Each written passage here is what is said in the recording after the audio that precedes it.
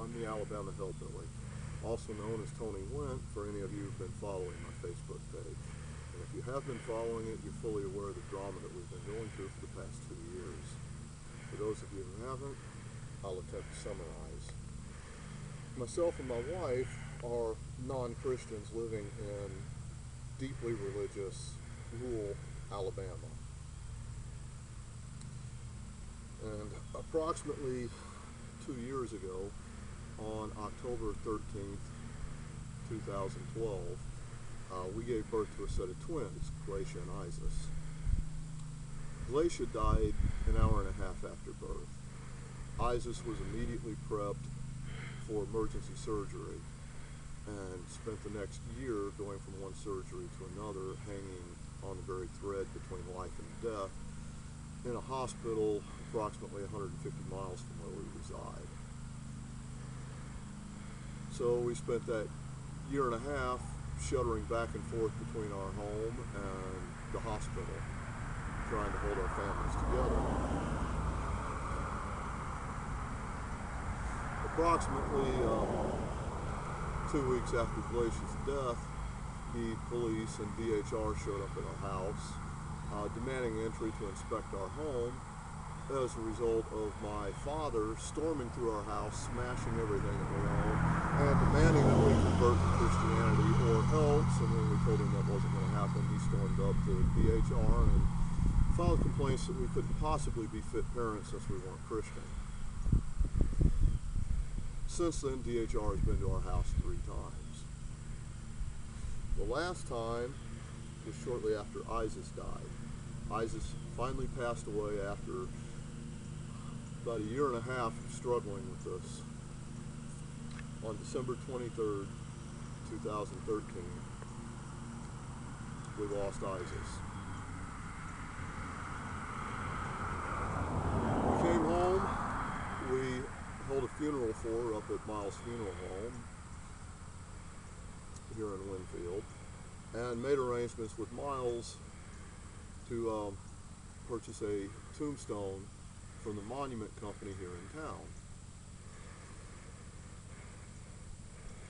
They delayed us on the tombstone. We were told it wasn't a problem, but every time we went to check on the tombstone, we were told they'd get back to us. Well, approximately 2 weeks after the funeral, Shane Hughes, the assistant deputy sheriff, showed up at our doorstep while I was at work, of course, demanding of my wife that she let him and DHR and a number of others in to inspect our home, since we heathens couldn't possibly be keeping a fit home for our children. When she asked about a warrant, he informed her that he didn't need no warrant, that this was not a free country, and that people like us don't deserve any civil rights. Well, of course, they couldn't find a problem. They searched the house and found no problem, and left. Well, we continued calling up about the tombstone, and we continued getting delayed over and over again. And of course, every time we went out to go shopping, to go up to Walmart or the dollar store, we were met by fine, upstanding, concerned Christian citizens here in the community telling us that they had been praying for our daughter to die.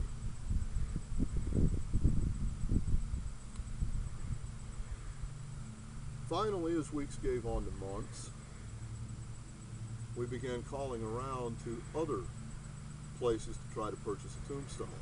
It became apparent that Larry up the monument company and Miles up here at Miles Funeral Home were not going to get us a tombstone. Every place we called was pretty much the same. Delay, and we'll get back to you on it, and then they never would, and you call them back up, and then once again it'd be, oh, we'll get back to you. We called over 50 different monument companies attempting to purchase a tombstone for our deceased child. Finally, we got a hold of him, who told us that he would be blackballed and run out of business if he sold us a tombstone. At that point, we gave up trying to buy one and began creating one of our souls. months of hard work, tears, and pain. And I know it's not much, but it's the best that we could come up with the skills, resources, and tools that we had to work with. I truly wish we could have come up with something better. My daughters deserve better. Both daughters are mentioned on this tombstone because the first daughter, Glaysa, we were unable to bury ourselves. The hospital took it upon themselves to cremate and dispose of her remains in a place and location that we had no control over and no access to.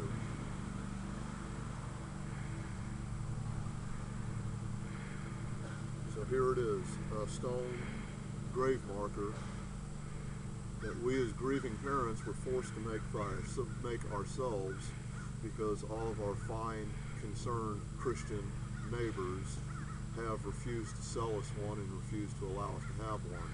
They've gone so far as to track down every monument company in almost a 100-mile radius and threaten to blackball and run them out of business should they be willing to sell us a stone.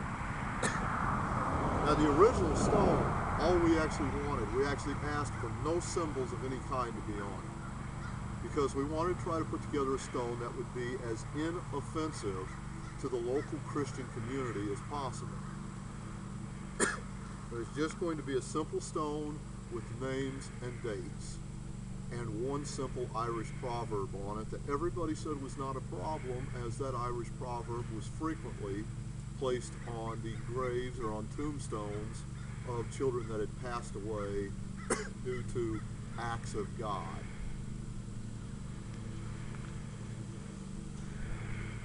But this is what we ended up with. Once we decided that we were going to have to make our own, we decided to hell with them, that we would make a stone that had meaning and purpose to us. So here it is, the result of months of hard work, tears, and agony. And Kim, if you would, try to actually get a full-up picture of the stone and go around and show the different markings and symbols that we put on the thing. If you'll take a look, we put quite a bit of work in this.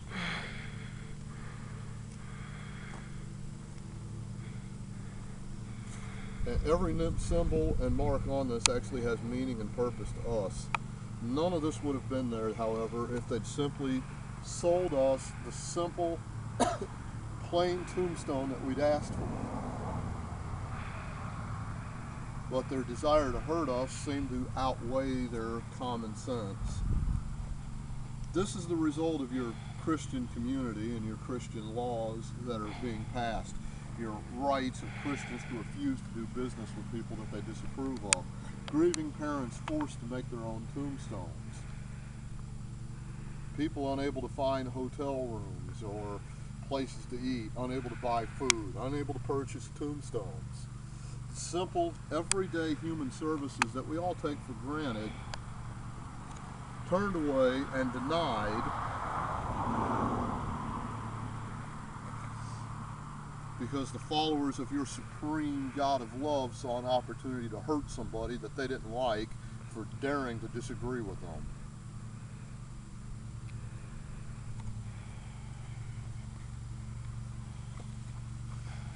And so the fight continues.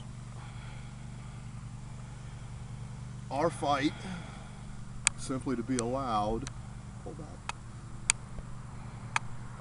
simply to be allowed to live our own lives, our way, to live in peace, to dispose of our dead in a way and manner that makes sense to us, to be able to grieve like any other human being is allowed to grieve for the loss and the death of those that they care about. Simple, average, everyday rights that everybody takes for granted that are denied to us here in this community simply because we don't believe in their ridiculous myths.